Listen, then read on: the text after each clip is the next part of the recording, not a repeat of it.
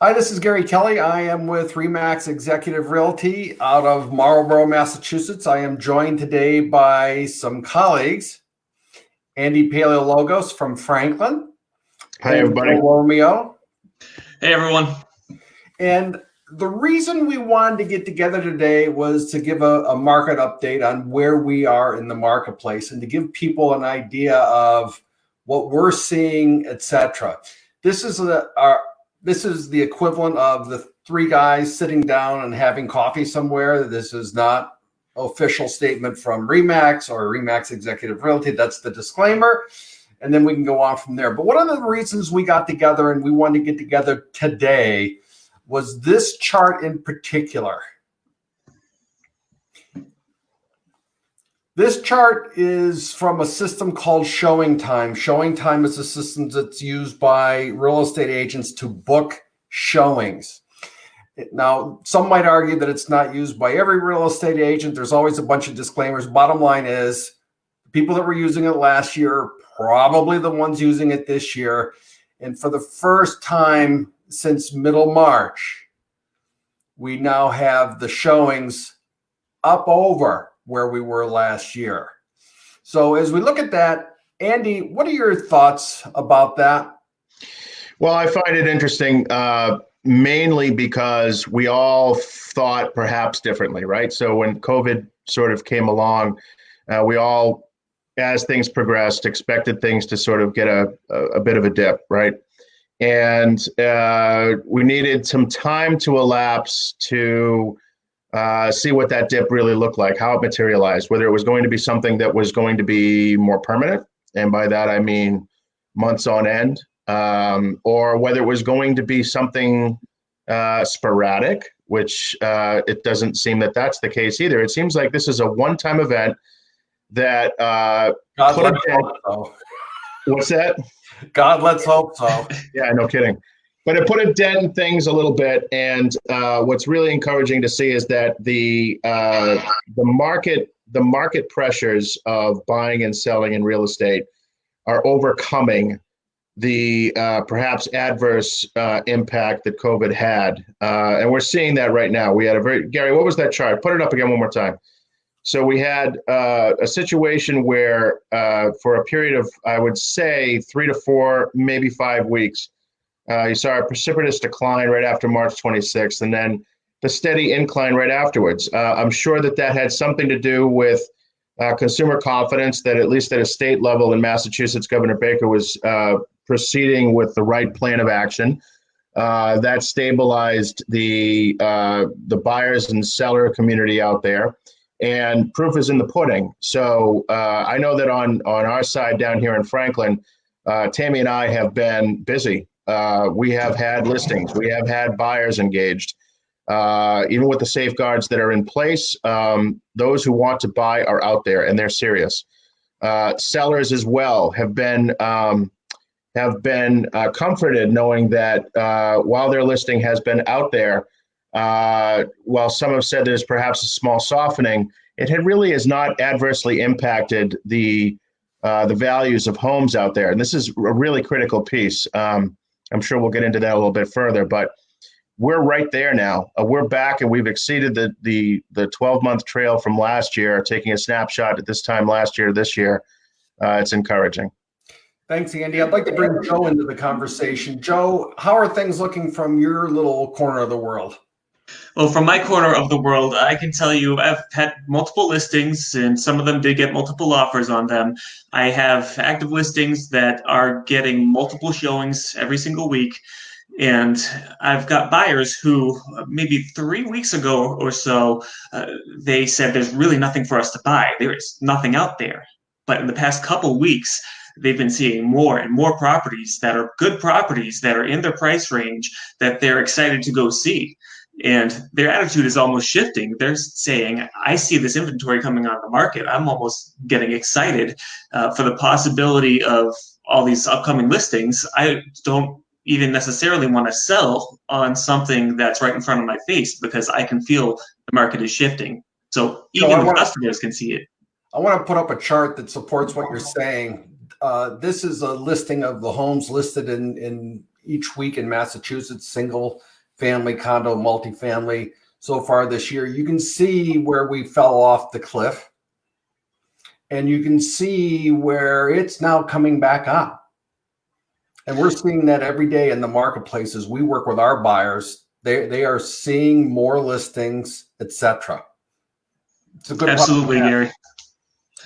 And I'll tell you this, when you shared that graph this morning, my first thought was, well, maybe this correlates with the increased listings, because the showings don't necessarily represent the number of buyers that are on the market. It's showings. So it could be one buyer looking at 9 different homes. Correct. But I went and I looked at the data compared to last year, how many listings were on the market compared to last year. And last year, there were more listings on the market than there are now, which is understandable.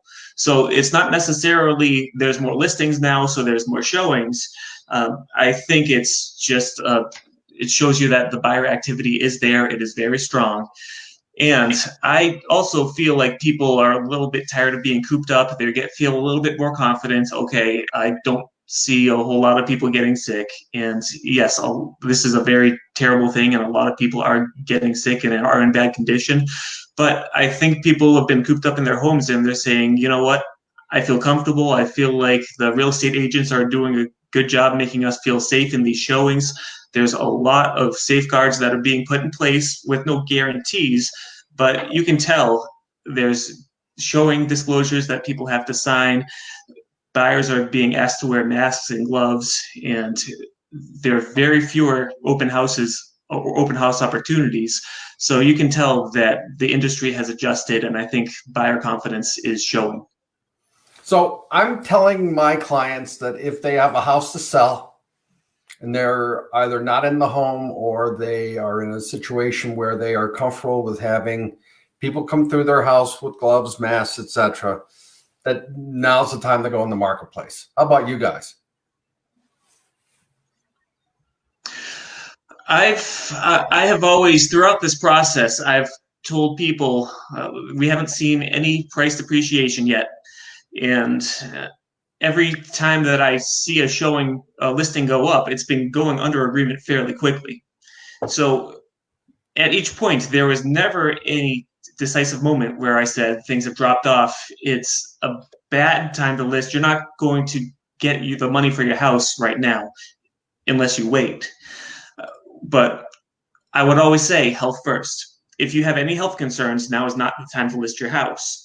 But I mean, up until now, and even going forward, there hasn't been any indication in the market that people should not list their homes strictly from the standpoint of being able to sell it and sell it for the price that it's worth.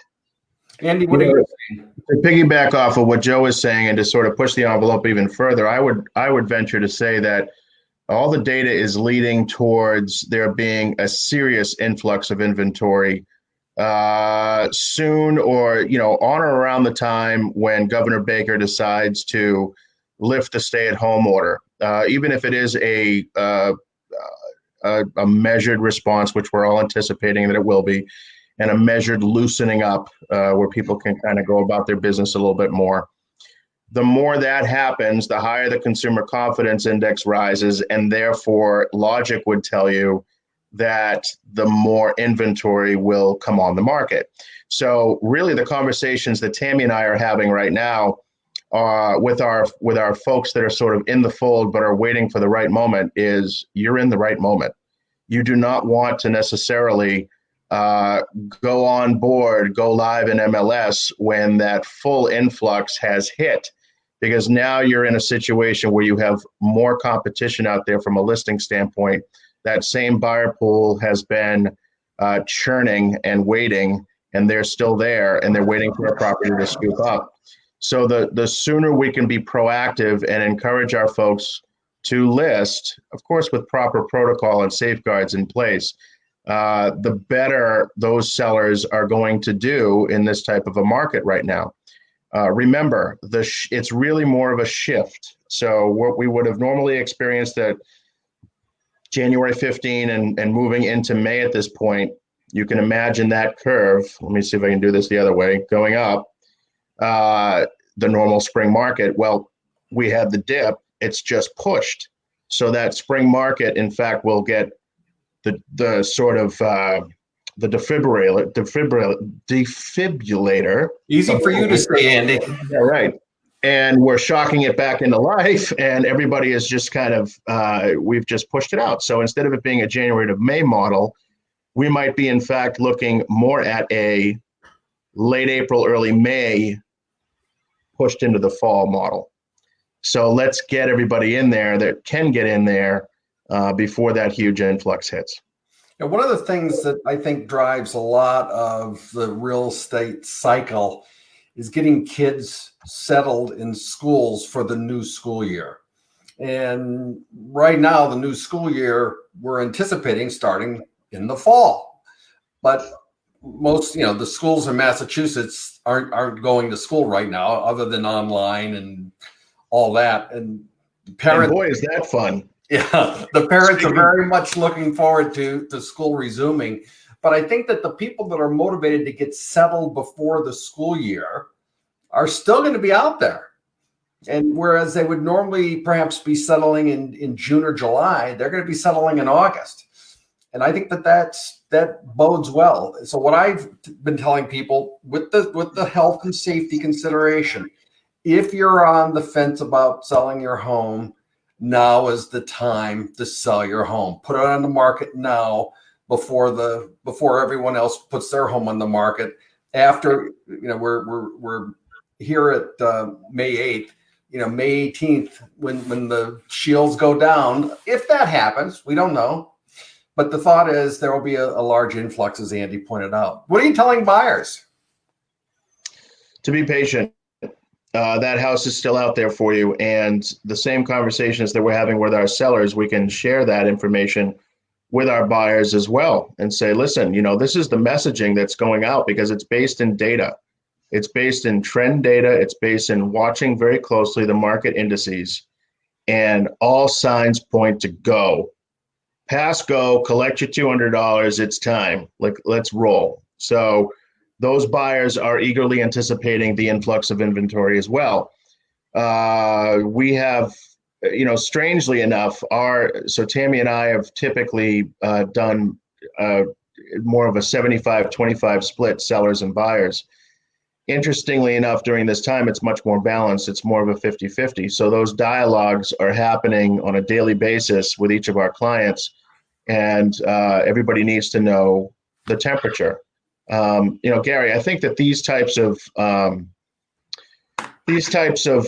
endeavors where we can all collaborate, because as everybody knows, all real estate agents we're competitors with each other. I mean, this is one of the things that we do. But what this particular company fosters, which is one of the great things about RE/MAX Executive Realty, is that we also have collaborative efforts engaged on a regular basis. And specifically when our geographies don't necessarily overlap, it really provides opportunity like this, where I'm principally located out of Franklin, Joe's principally located out of Worcester, and Gary's principally located out of Marlborough, Westboro, the boroughs. That swath of geography, we can compare and contrast the data, and the data is similar. So this gives more credence to the fact that what we're pitching out here is the truth. We speak the truth. So we hope everybody listens. So Joe, when someone comes up to you with their calculator now as a buyer, do people still do that? They say, I want to get a good deal. This is the time. The market's going to collapse, right? Whew, I don't know about that. I mean, I'll tell you this. If you are a cash buyer, your cash is a lot more powerful now than it was 3 months ago.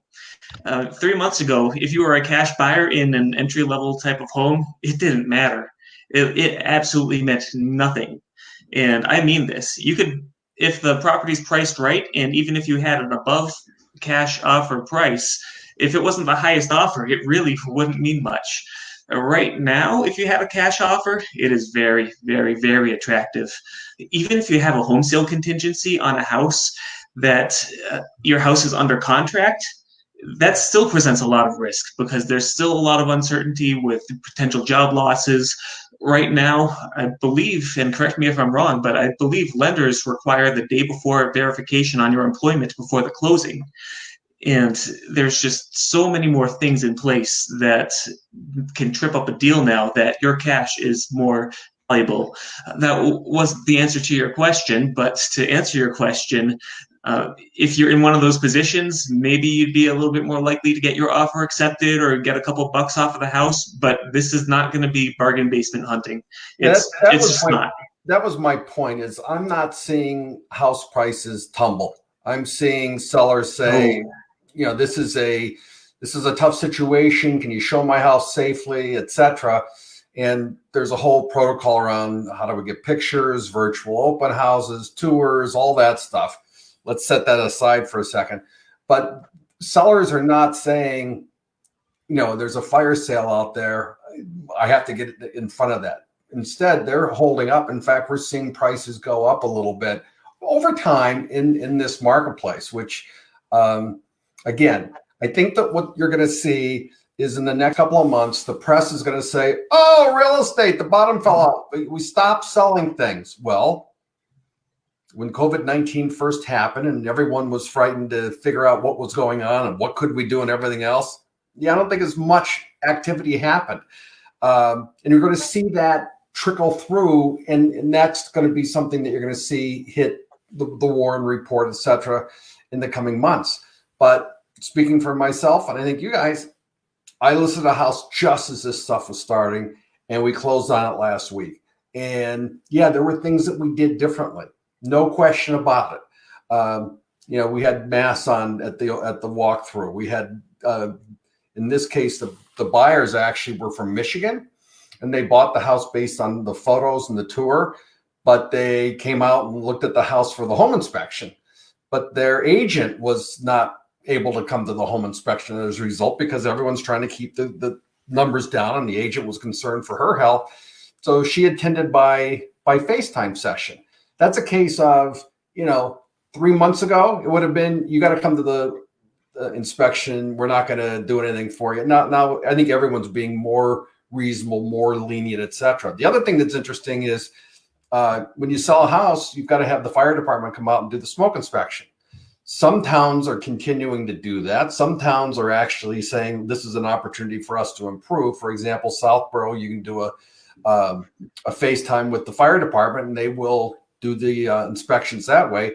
Other towns are saying this is a state of emergency. You got to do it afterwards. Well, there's going to be, I believe, an influx of requests to do smoke and CO detector inspections right after. So what we're saying to our people, get the house ready now for that. Don't wait, don't delay.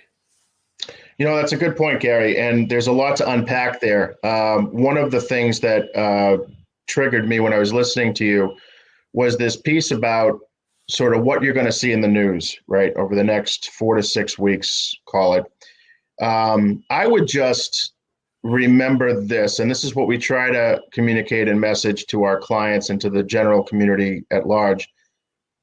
The massive media outlets, they're going to pick up on one indice, right? They're going to pick up on one index, and they're going to report on that at a very superficial level, and that being homes sold, right? Right. What's really, really important for everybody to understand that homes sold, keeping that metric, that's the dessert in the entire meal. People need to remember that the appetizer, homes listed, the first course, things that go pending, all those types of things. I know I'm getting hungry too. One of those things that's really important to understand is that the media is going to grab whatever salacious headline they can, and it's going to look scary because it's going to say market has tanked, right? And that's because we're all looking at a snapshot of what happened 4 weeks ago.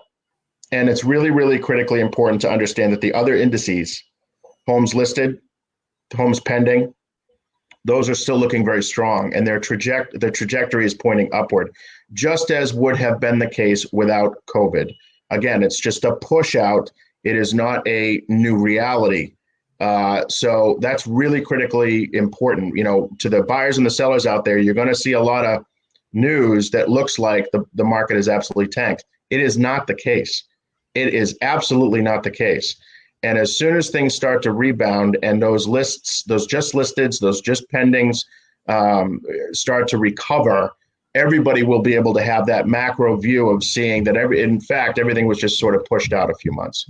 So it's a really good point that you're bringing up, Gary, and I just wanted to sort of dig into that a little bit further. So I said, through this whole episode, there's a guy with Keller Williams by the name of Jim Black, and he has a morning meeting that he's been sharing with all kinds of different people to get together. And today, the message was he doesn't think anyone should change their goals for the year. He says, keep your spending down. That was a goal that you, kind of a gift you got out of this, a chance to look at your expenses, but keep your goal the same, because while it's a dip that we've been going through, we're going to finish the year strong. How do you look at it? Come again, Gary? Go ahead. Oh. I missed the question. I think you missed some of that, but I can speak to it. Joe, what he was asking was, do you believe that the keep your goals the same as they would have been without the COVID incident? Because you're strong this year. Yeah. I can tell you this: I've definitely cut down on my spending in terms of what my marketing is. I've made a huge adjustment to my marketing, but if we're talking about my personal goals, I didn't keep my goals the same. I'm just going to focus on personal life for a little bit, because I think that's important for everybody. This gives us all a little bit of a breather. Is it personally important for me to hit a certain number of houses sold for the year? I mean, not really. I mean, I want to help people who need to be helped. So if it ends up being fewer people this year, that's fine. If it ends up being more people than I had anticipated, that's fine too.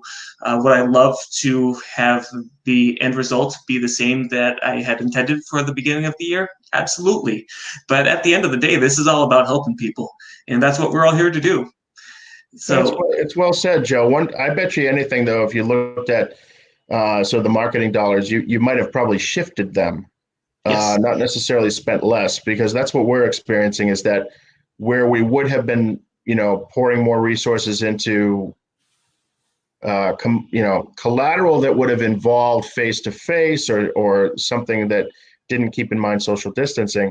Now those resources have been pivoted to increased Matterport tours, more hardware investment in terms of being able to create narrated HD video tours, video editing software, those types of things, enhanced floor plans.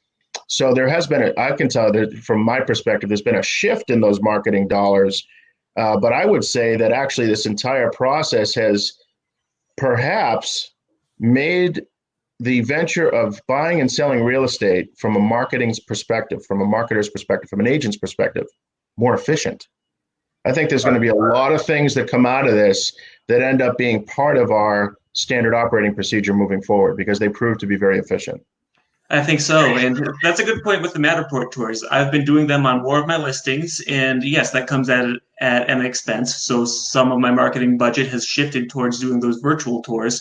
And it's something that I've done in the past, but I've been somewhat hesitant, because I do think that it does have a security issue that needs to be addressed. It makes it very simple for anyone who gets the link to go through, and you can walk through each room like you're doing a Google Street View, but for inside someone's house. So I do think there should be some sort of limitations on who gets access to that data. And that's why I have been somewhat hesitant to implement them. But now it's becoming more of an industry standard to have those sort of things in place for people. And I think as an industry, we're going to be able to figure it out. And I do think that's a great step in the right direction. I do want to comment on the tone of this meeting, and I think it's right on, because we are talking about recent data, and we're talking about what the near term is going to look like. I mean, this is in no way guaranteeing a very prosperous, full next 12 months. We just don't know. And it really is going to depend on what happens with jobs in the future. Are people going to get rehired? Are they going to get back to work in the next couple of months? Or are these temporary layoffs going to become permanent? There have been some changes in lending where credit restrictions have gotten more tight, where if you don't have a 700 credit score, in some cases, you'd have to put 20% down for a loan. And that's not across the board, but that does end up limiting people. And if you don't have a job, you can't buy a house. So I do think there has been a real impact on the buyer pool that has shrunk. But I think in the near term, we're talking about the spring market, this postponed spring market. It is looking like it is going to be a very, I don't want to say normal, but I think the numbers are going to be what they typically would be, just out an extra couple months. Much beyond that, we're going to be here to monitor the data just like we have been and report to all of you just like we are right now. And if there's any change, you will certainly hear from us. Right. Well, I wanted to thank you guys for hopping on here on a Friday afternoon. There's other things I would like to be doing on Friday afternoons. I am not a golfer, but apparently if you are, you could be golfing now, etc. You got to become one, Gary. I want to thank you and just have a great weekend. Any questions, send it to Andy. How would someone reach you? Oh, they can reach out to me at 617-413-0480. You can always go to my Facebook business page. What this is getting simulcast to, that's Andy Paleologos, the Todaro team. We're here in Franklin. Joe? Phone number is 508-579-0393. They can get me at romeorealestate@gmail.com or romeorealestate.com. I do most of my business in the Worcester area, maybe southern Worcester County, central Mass. And be happy to talk to anyone who needs any help. And Gary, thank you so much for the invite. This was a great time. I think we should do it again. All right. Thank you, Joe. And I can be reached at Gary at movewithgary.com, 508-733-6005. Guys, one parting word to each of you. Stay sanitized. Keep those hands washed, boys. Well, Hey, thanks for having me, Gary. It was great. Look forward to the next one.